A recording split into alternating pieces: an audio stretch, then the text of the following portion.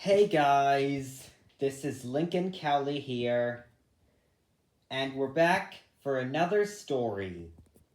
This story is called Watership Down, Fiver's Dream, because it was written by Diane Redmond, and it was seen on CITV. Let's get reading! Watership Down, Fiver's Dream by Diane Redmond.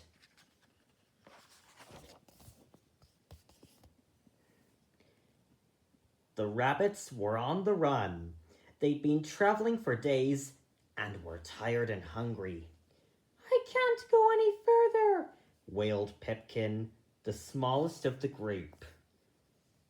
"I want to go home." "We can never go home again," said Hazel. "Our warren has been destroyed." "So Fiver says," said Hawkwit. "But why should we believe him? He's crazy." "Fiver has a gift," said Hazel. "His dreams tell him what's going to happen. He saw something terrible coming. We had to leave."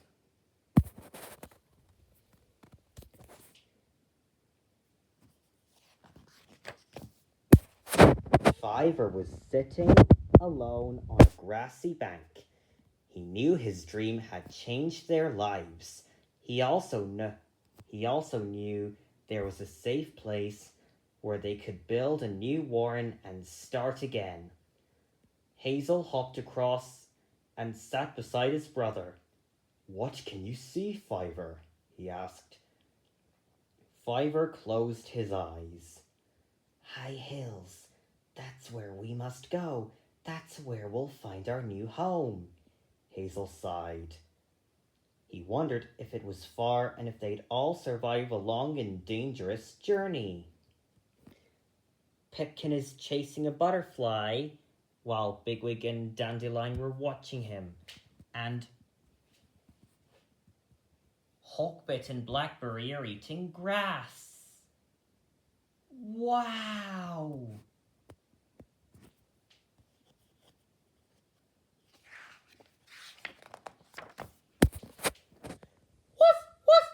The sound of a dog barking made all the rabbits freeze. Bigwig, a large buck, sniffed the air and swiveled his long ears. "A dog's found our scent and is coming this way. Run quickly, now!"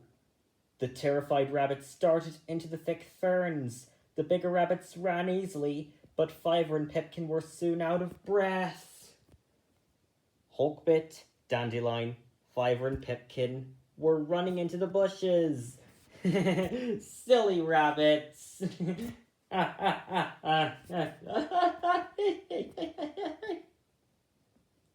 Very funny. Hazel pulled Bigwig aside. "Unless we distract the dog, the others won't have a chance," he gasped. "How?" asked Bigwig. Hazel looked around. He spotted a hollow log. "Follow me," he said. "Inside that log." Seconds later, the dog came bursting through the ferns. When he saw Hazel sitting on the log, he skidded to a halt. "Grrr!" he snarled and charged at the rabbit.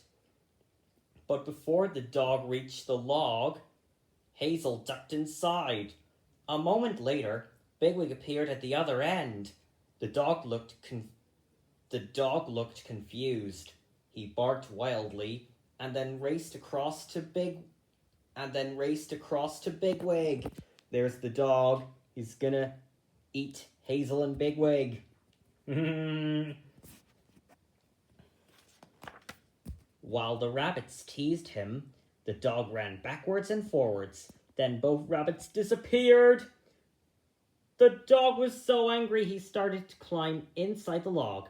He pushed in his big head and shoulders, and then he got stuck. The rabbits saw their chance. "Run!" yelled Hazel. The dog tried to back out.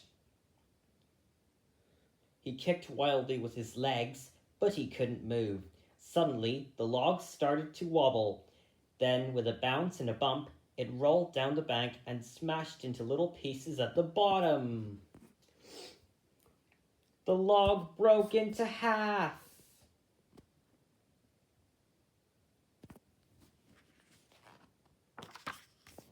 Next!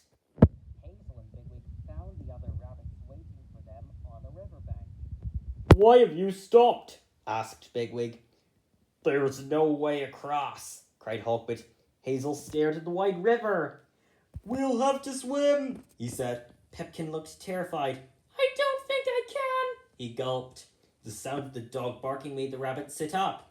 "Into the river!" yelled Bigwig. Hawkbit and Dandelion dived in, but Pipkin didn't move. Fiver turned to Hazel. "He won't make it," he said desperately. The 7 rabbits are sitting beside the river. Are they gonna need a boat? Let's find out.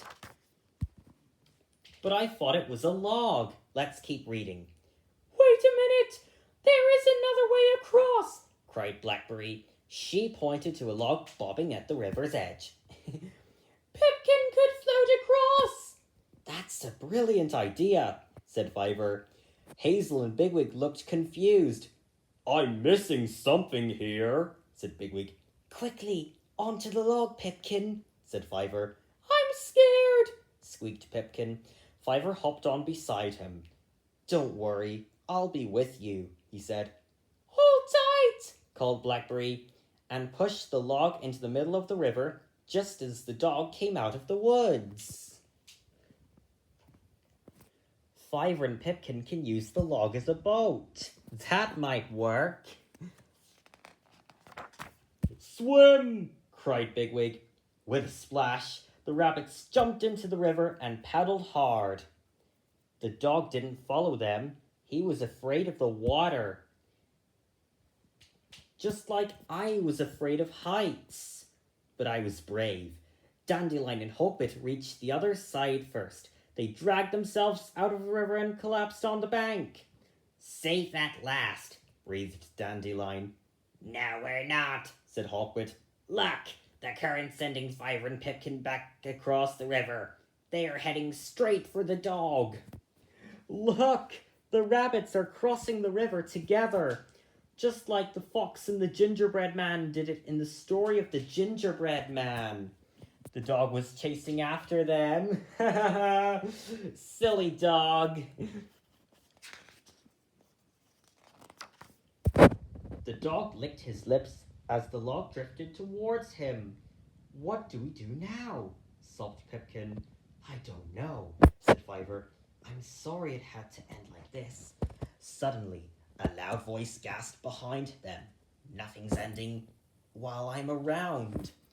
"Bigwig!" yelled Pipkin and Fiver. "I'm going to push, so hold tight," he said.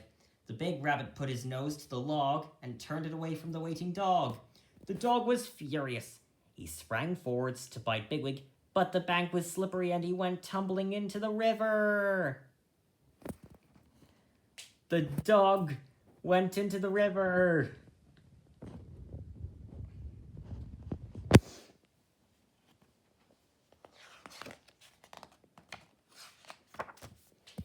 As the dog splashed about in the water, Bigwig pushed the log towards the opposite bank. When they were safely there, Hawkbit and Dandelion helped the big rabbit out of the river. He was dripping with water and shook it all over them. Dandelion and Hawkbit helped Bigwig. Fiver and Pipkin hopped quickly off the log. They looked at Bigwig with admiration. "You saved us!" the young rabbit squealed. "Nothing at all," said Bigwig, who wasn't used to attention. "Good swimming, rabbits. I like that scene."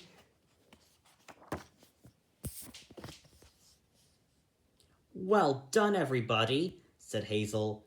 "Now come on, let's get moving."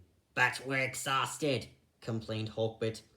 "Can't we rest here just for a minute?" "We'll have time to rest when we get where we're going," said Hazel firmly. Hopwit scowled. We don't even know where we're going, he grumbled. Bigwig stamped his foot. You heard Hazel. Do as you're told and hop to it. The rabbits can continue on their journey to the high hills. The weary rabbits set off once more on their journey. A long, dangerous journey that they hoped would lead them to the place in Fiver's dream, a safe home in the high hills. The weary rabbits are exhausted and they're climbing up the hill to continue on their journey to the high hills. The end. Well, that was a great story. Maybe we should sign off. So, sign up, give a thumbs up, thank you for watching, like, please subscribe, and peace out!